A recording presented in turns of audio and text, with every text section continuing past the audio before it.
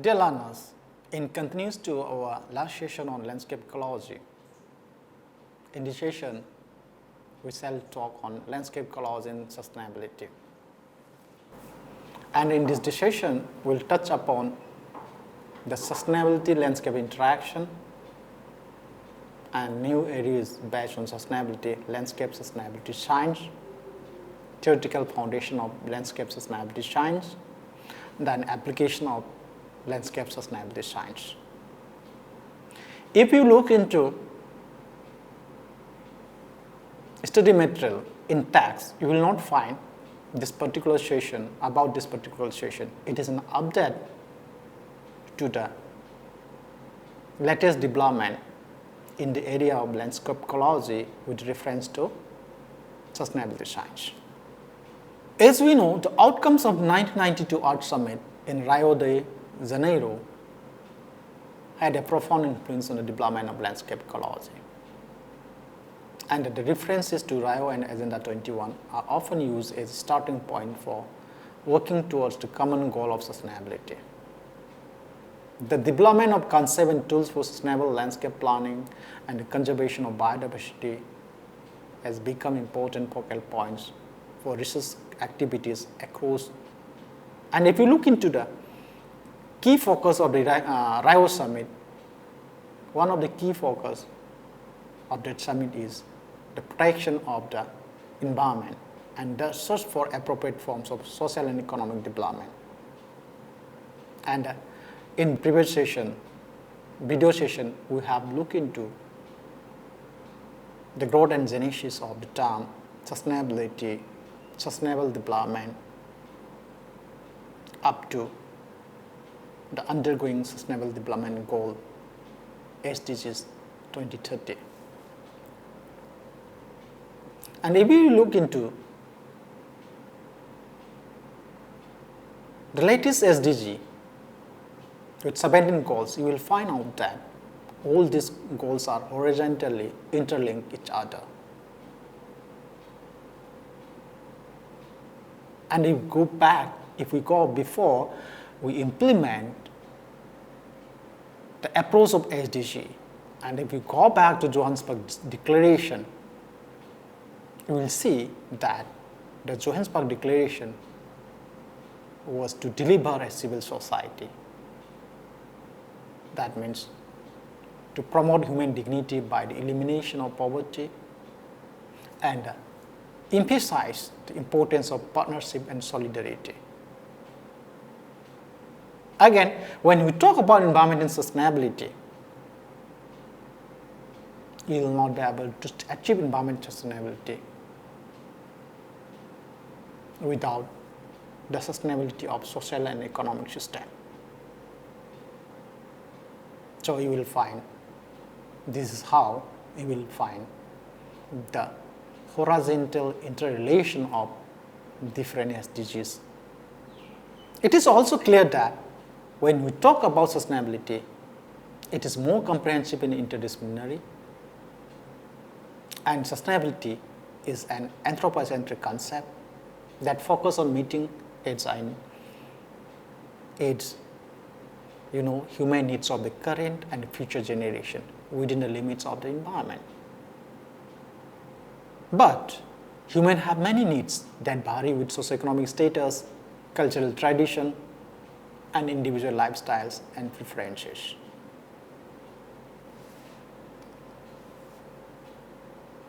Then what are these needs? Are they all equally important to well-being? If you look theoretically, it is desirable to have all our needs met, but in reality, this never happens. Then, what are the kinds of needs that we must meet in the context of sustainable development? So, addressing this question often invokes the hierarchy of human needs developed by Maslow. You have a detailed discussion on the hierarchy of human needs developed by Maslow in one of the previous sessions by Dr. Subhangi. If you look on that Maslow's hierarchy of needs, you will see the focuses of Maslow's hierarchy is on the individual level. But the recent discussion in different literature, publications, etc. on human well-being, we see that needs are highly relevant to organizational levels beyond the individual as well. It is also evident that human well-being has both objective and subjective dimension that both are essential. We will have to consider not only the material and economic needs of the people, but also their spiritual needs, wants and aspiration, their dignity and equity. All these key concepts and ideas of sustainability needs to be integrated in a comprehensive and cohesive framework. That's why 1973, Daly developed, one of the famous economists, Daly in 1973 developed a framework widely known as Daly triangle, which was further refined by others like Meadows in 1998. So you will see in Daly's triangle, which is a strong sustainability framework, you will see in that triangle that the natural environment is viewed as the ultimate means to achieve the ultimate ends of human well-being, including equity. Whereas economy, technology, politics, and ethics are intermediate means to bridge the ultimate means and the ultimate ends. The ultimate goal of sustainability is to improve and maintain human well-being. This goal cannot be achieved without simultaneously protecting the Earth's life support system. So it must mean the preservation of the services that we derive from the ecosystem. So the main scientific challenge for sustainability is to learn dynamics of complex coupled systems without compromising their ability to deliver the things that people value. Therefore, here, landscape ecology plays an important role.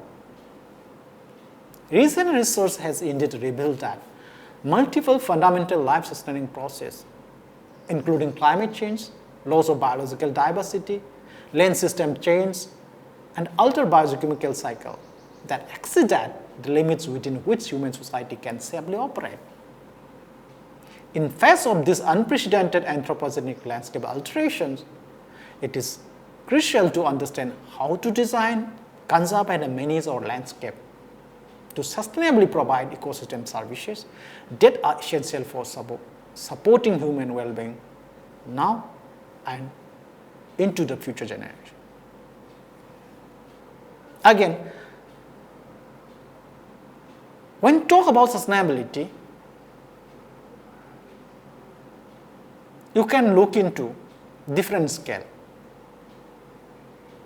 So, global sustainability can be achieved when you started to act from local level. And so, long-term regional sustainability can only be achieved by integrating context-based substantial sustainability across agricultural, urban, and natural landscapes so as to minimize the regional ecological footprint and make advancements towards achieving the sustainable development goals.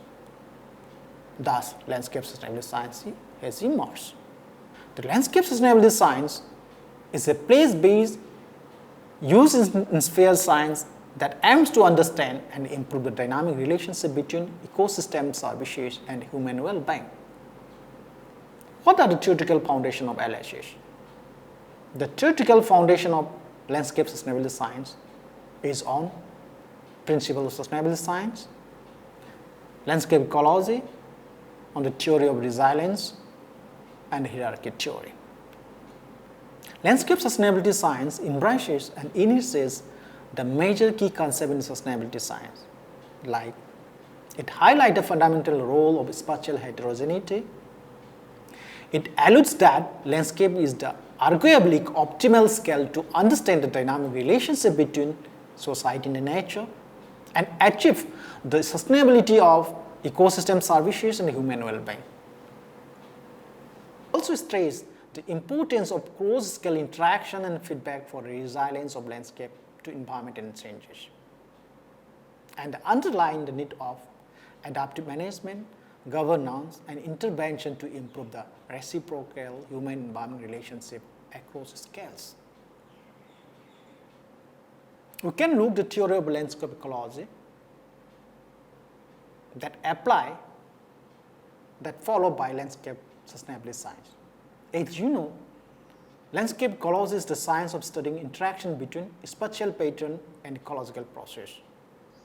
It also addresses the causes and consequences of spatial heterogeneity, including landscape composition in terms of type and amount, and landscape configuration in terms of safe connectivity and spatial management across a range of scales. Thus, landscape sustainability science builds upon the concept, theories, and approaches from landscape ecology, but shifts from its traditionally more ecological focus to the dynamic of socio-ecological system. We should understand this.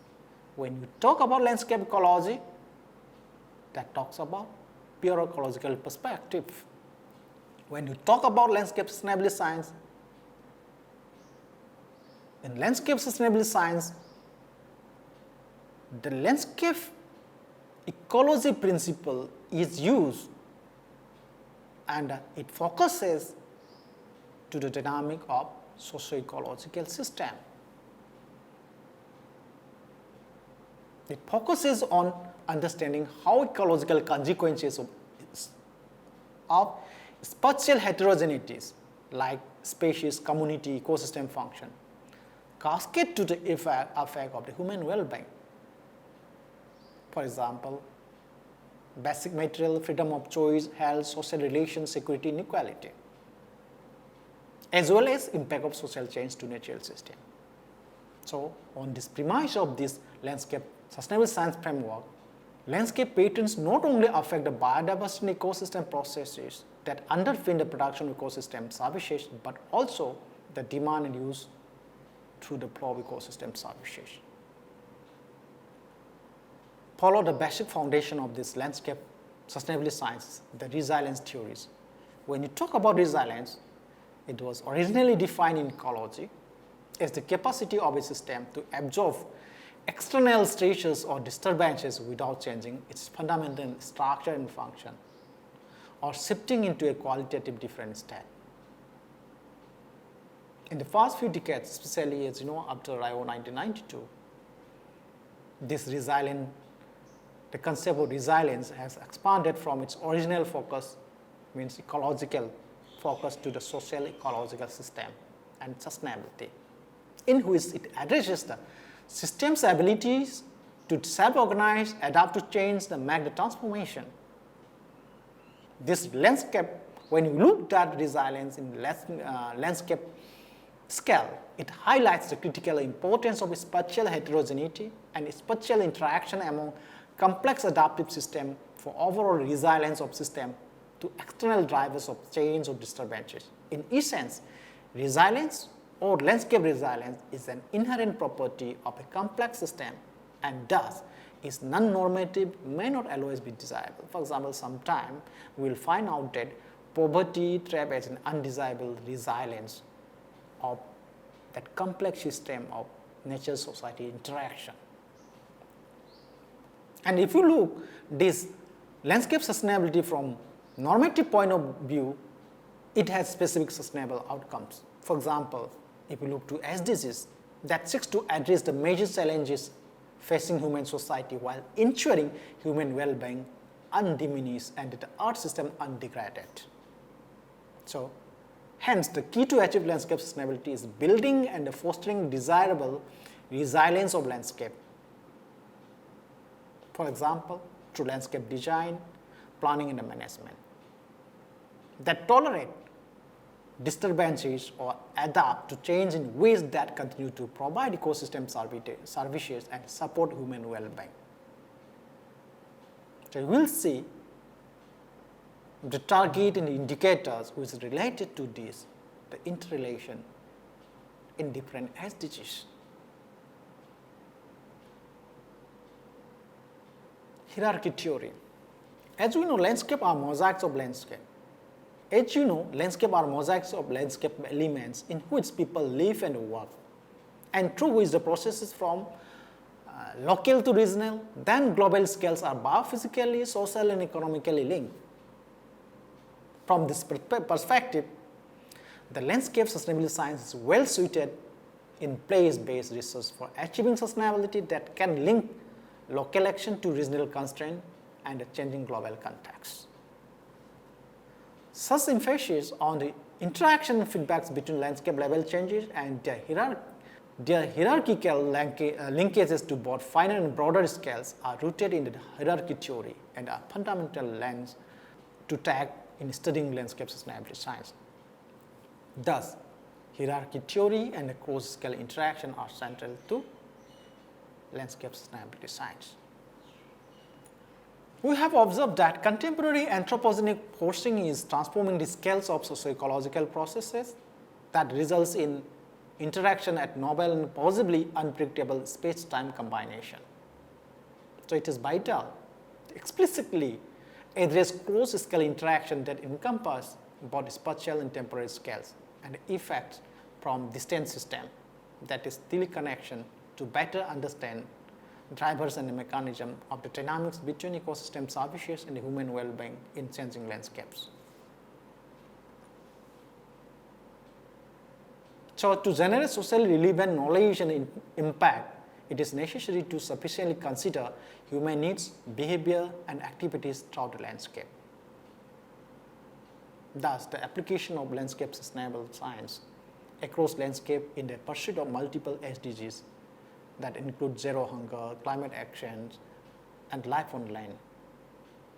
For example, if we focus on food production, which is arguably one of the most critical challenges for human society, reduce greenhouse gas emission and hold landscape degradation ecosystem service loss. The need is to advocate sustainable intensification for boosting crop productivity, while minimizing environmental spillovers and maintaining fundamental ecosystem services. So, besides meeting this growing demand of food, it is also necessary to maintain fundamental ecosystem services and reduce biodiversity loss on natural landscape. So, in this context, land sparing and land sharing approaches to maintain fundamental ecosystem services. In case of land sparing, which is the land zoning strategy to spatially decouple food production and environmental conservation, which has been commonly adopted by many national governments.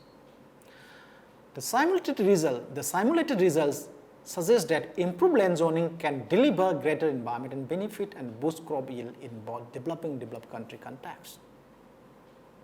Whereas empirical evidence also supports the effectiveness of land sparing, especially when enforced in conjunction with other strategies such as technological innovation, agricultural extension, payment for ecosystem services.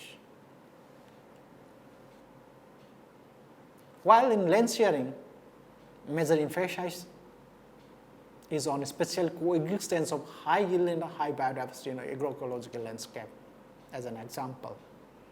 Through ecological intensification, that is adding tree cover or pollinator to the agricultural system, and we will find out crop yield improvement with mitigated anthropogenic inputs and enhanced ecosystem services. For example, with said tree cover, that cacao plantation in Indonesia not only demonstrate high yield but also maintain high biodiversity and deliver greater benefit in terms of carbon sequestration storage. However, the practice of ecological intensification has some limitations. It cannot be overgeneralized because its success rests on context-specific knowledge. These are some of the limitations. So, applying landscape sustainability science to the innovative landscape design across different landscapes has huge potential to contributing to food security, greenhouse gas emission reduction, and environmental conservation. It will benefit from this infrastructure institution that facilitate the interaction between scientific research, food production, and environmental conservation. Landscape sustainability science as a framework can be used in either rural or urban setting. At its core is the emphasis of integration across different landscape at a broader spatial context. The strong sustainability perspective suggests that long-term regional sustainability can only be achieved by integrating context-based sustainability in urban, agricultural, and natural landscape so as to minimize regional ecological footprint. These are few of the references which I depend for this presentation and this discussion. So in this session,